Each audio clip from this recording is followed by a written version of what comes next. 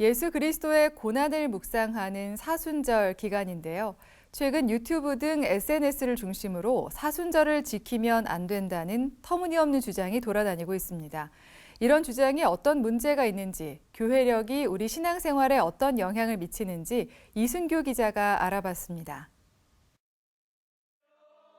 사순절은 예수의 부활을 준비하는 40일을 말합니다.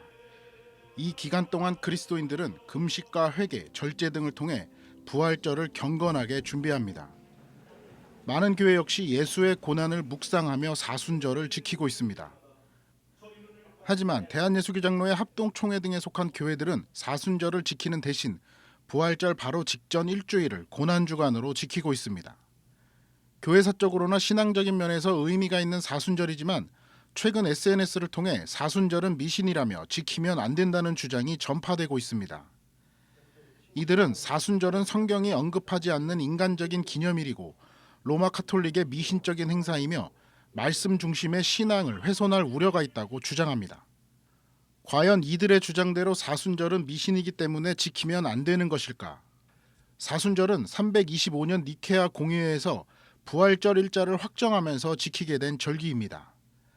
니케아 공의회는 각 교파의 기독교 지도자들이 모여 교리와 절기 등을 확정한 첫 에큐메니칼 회의라는 의미가 있습니다. 니케아 공의회가 열렸던 시기는 로마 카톨릭 시대가 아닌 초대교회 시대로 봐야 합니다. 사순절을 지키지 말아야 한다고 주장하는 이들에 따르면 종교개혁자인 칼뱅은 그의 책 기독교 강요에서 사순절을 지키면 안 된다고 주장했음을 근거로 제시합니다. 하지만 칼뱅이 이렇게 말한 이유는 과도한 금식과 절제 등 행위를 통해 구원을 받으려고 했던 성도들의 잘못된 행위를 지적하기 위해서였습니다. 사순절 자체가 미신적이 아니라 이를 대하는 교인들의 과도한 믿음과 행위가 문제라는 겁니다. 정말 더 중요한 거는 사순절의 의미, 예수님의 십자가를 묵상하고 그게 중요한 거니까 강제적으로 금식을 다 하시오. 어떤 이해와 동의 없이 그렇게 해야만 이것이 신앙이 되고 예배가 되는 것처럼 한다면 문제가 될 수도 있겠죠. 사순절을 포함한 교회력이 중요한 이유는 예수의 부활을 중심으로 1년을 묵상하도록 해놓았기 때문입니다.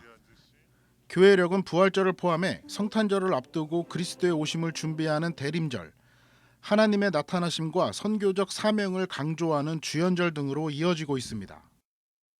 그리고 이제 예수 그리스도를 중심으로 해서 이런 부분들이 배열이 되고 좀 골고루 균형 있게 우리가 묵상할 수 있게 한 것이기 때문에 우리가 그런 부분들에서 좀 균형을 잡을 수 있다. 그런 유익이 있는 거죠. 목회자들은 인터넷에 떠도는 터무니없는 주장을 분별 없이 받아들이면 신앙에 혼란이 올 수 있다며 각별한 주의를 당부했습니다. CBS 뉴스 이승규입니다.